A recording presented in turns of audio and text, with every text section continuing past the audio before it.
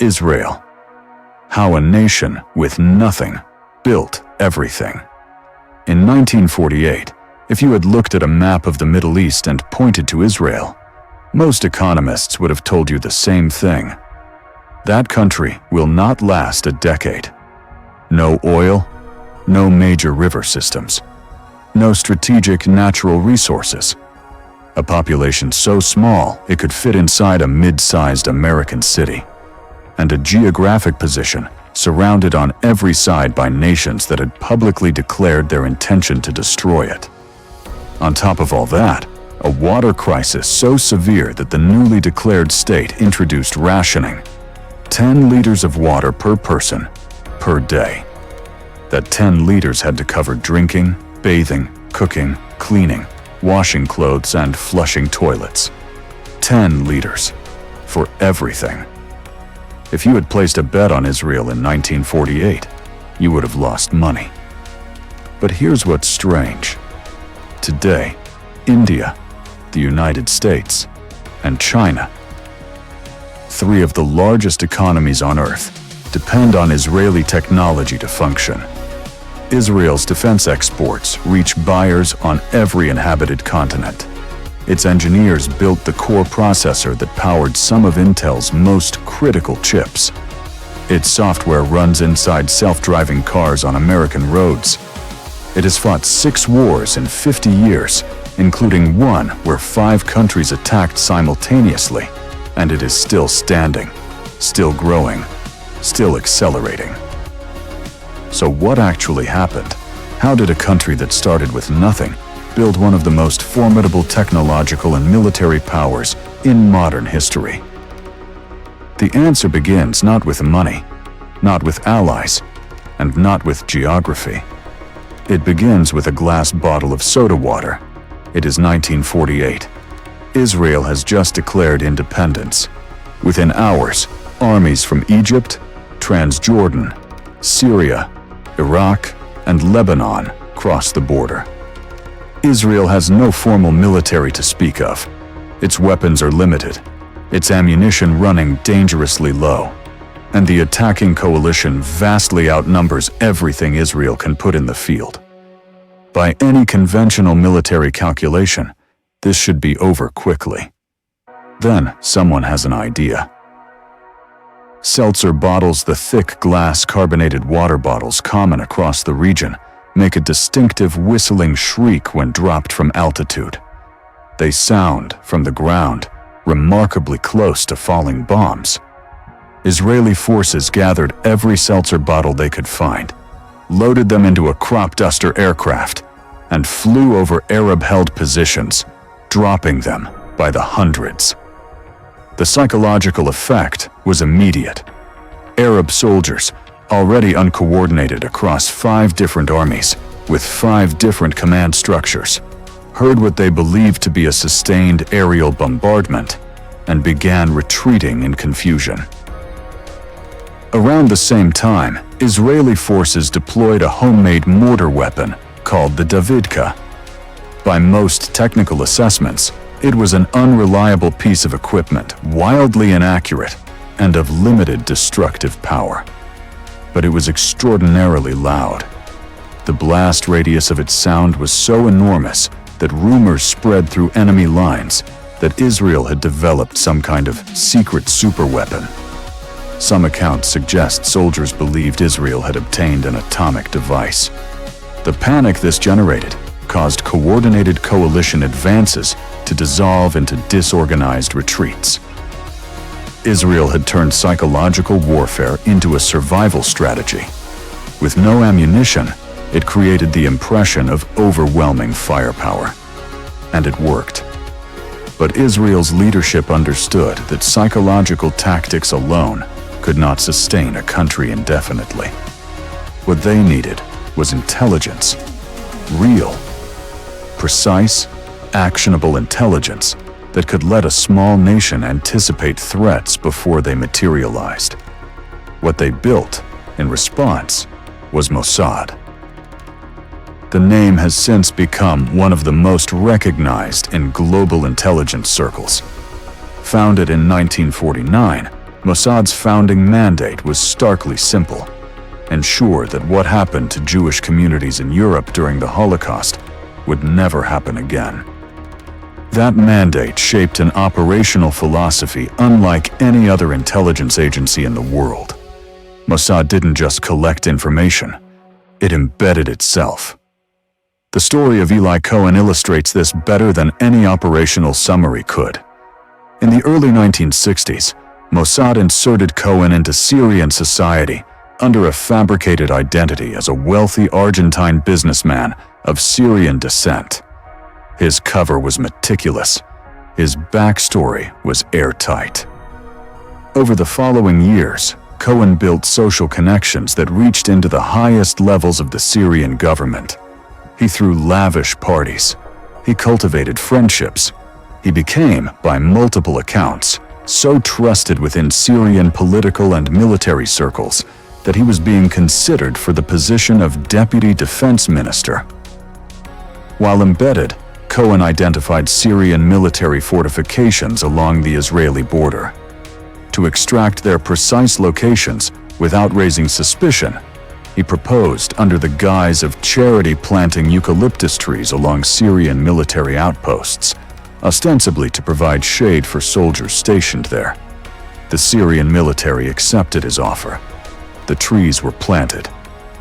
And then Israeli defense planners, using those trees as visible geographic markers, knew exactly where every Syrian outpost was positioned. When the time came, Israeli forces attacked with surgical accuracy, dismantling Syrian defensive positions with a level of precision that shocked military observers worldwide. Cohen was eventually discovered and executed by the Syrian government in 1965. But the intelligence framework he helped build, the principle that your best source of information is an enemy who trusts you completely, became foundational to how Israel approached every conflict that followed. That philosophy bore its most dramatic fruit in June 1967. Egypt, Syria, Iraq, and Jordan began mobilizing simultaneously. Israeli intelligence, monitoring Egyptian Air Force communications and movements with extraordinary precision, identified a critical window. Early morning, when Egyptian pilots were eating breakfast and aircraft were still on the ground. On June 5, 1967, the Israeli Air Force launched a preemptive strike targeting Egyptian airfields. In roughly 3 hours, approximately 90% of the Egyptian Air Force was destroyed on the ground before a single Egyptian plane could become airborne.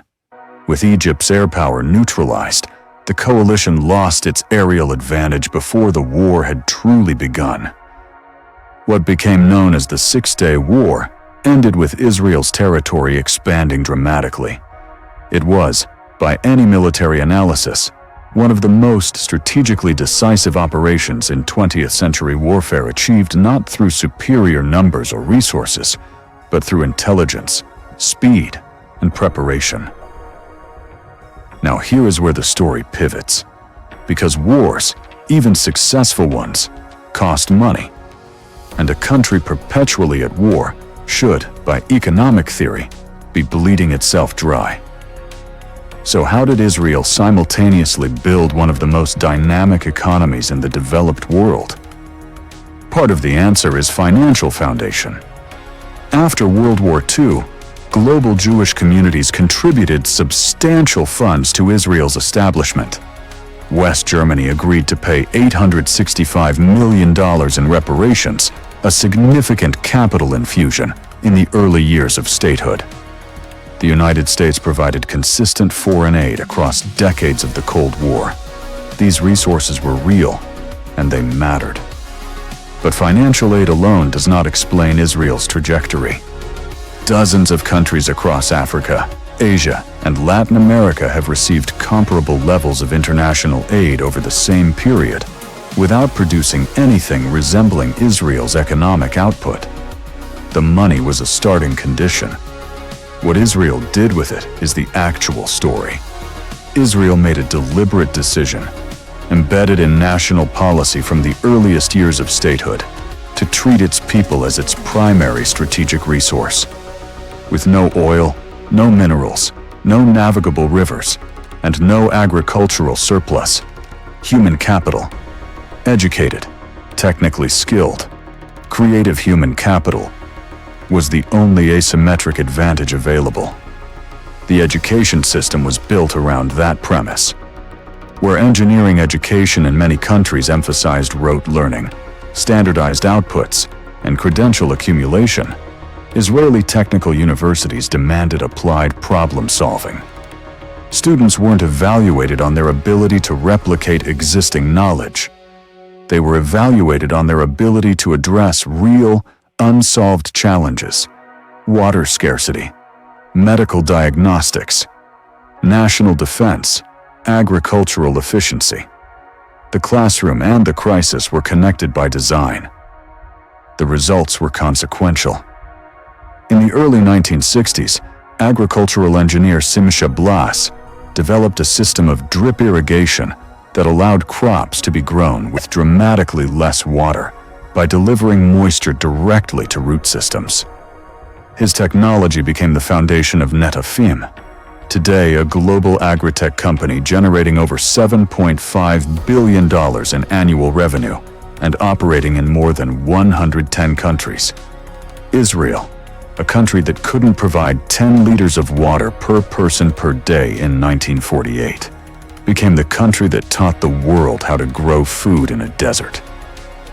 Israeli researchers also developed the PillCam, a swallowable capsule equipped with a miniature camera that travels through the digestive tract, capturing images that replace invasive surgical procedures. It transformed gastroenterology worldwide and is now used in hospitals across the United States, Europe, and Asia. Then there is Mobileye, an Israeli company that built the computer vision technology, powering collision avoidance systems and autonomous driving capabilities in modern vehicles.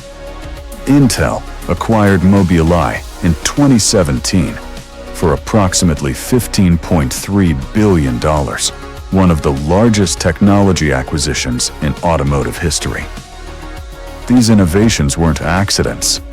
They were the downstream output of a national decision to invest in people rather than infrastructure, in research rather than extraction, in knowledge rather than raw materials.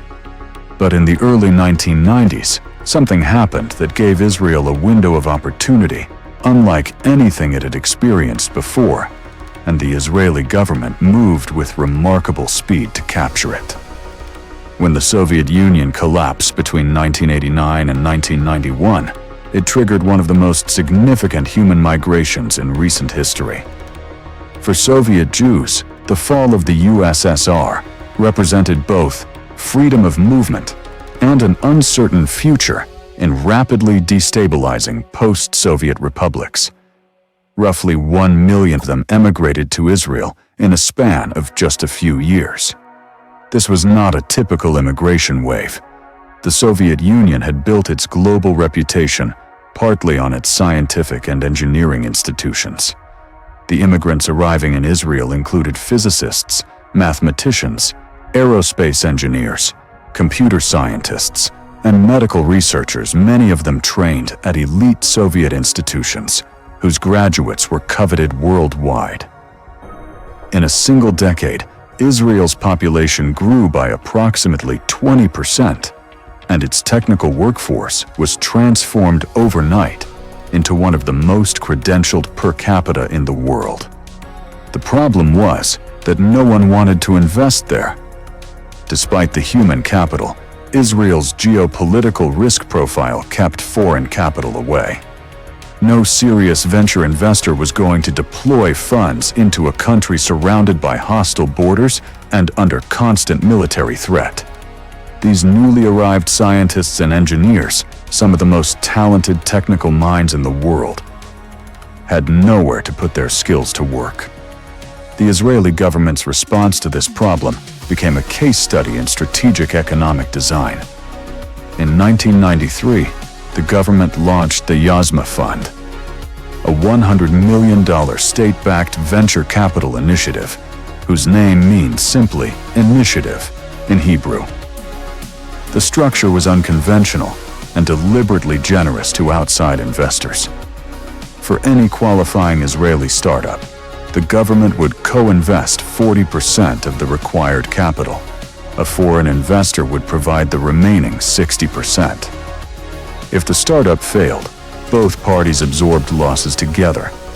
But if the startup succeeded, if it grew, scaled, and created real value, the foreign investor could purchase the government's 40% equity stake at the original investment price, regardless of how much the company had appreciated. In practical terms, this meant foreign investors could participate in Israel's emerging technology sector, with the government absorbing a significant share of the downside risk, while retaining the full upside if the bet paid off. It was an offer that sophisticated investors, already aware of the quality of technical talent arriving from the Soviet Union, could not ignore. Venture capital firms from the United States, Europe, and Japan entered Israel. More than 160 startups received funding through the Yozma framework in its early years.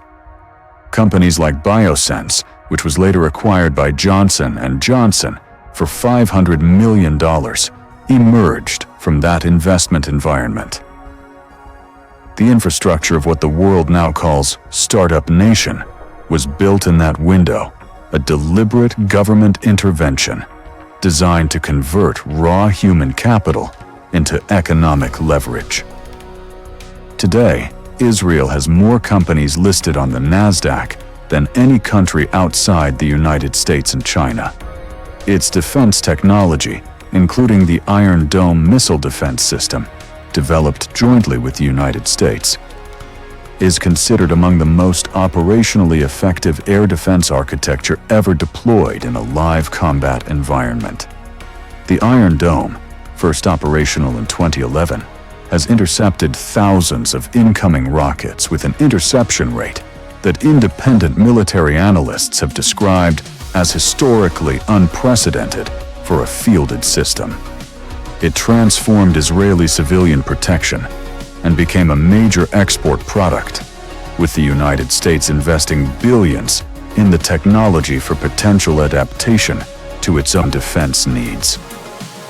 So when you look at everything, the psychological warfare of 1948, the intelligence architecture of Mossad, the preemptive brilliance of 1967, the education policy that produced Mobileye, and the PillCam, the Yozma fund that unlocked a billion-dollar startup ecosystem, a single thread runs through all of it. Israel never had the luxury of waiting for resources to arrive. It had to build leverage from what it had: the minds of its people, the precision of its planning, and a national culture that treated every problem as an engineering challenge waiting for a solution. The country that was rationing 10 liters of water in 1948 now exports water management technology to California. The lesson isn't just about Israel. It's about what happens when a nation decides that its people are its most valuable asset, and then actually builds everything around that belief. Power doesn't come from what's under the ground. It comes from what's inside the people standing on it. For more amazing facts and real stories, make sure to subscribe to the channel and stay with us. Thank you for watching the video till the end.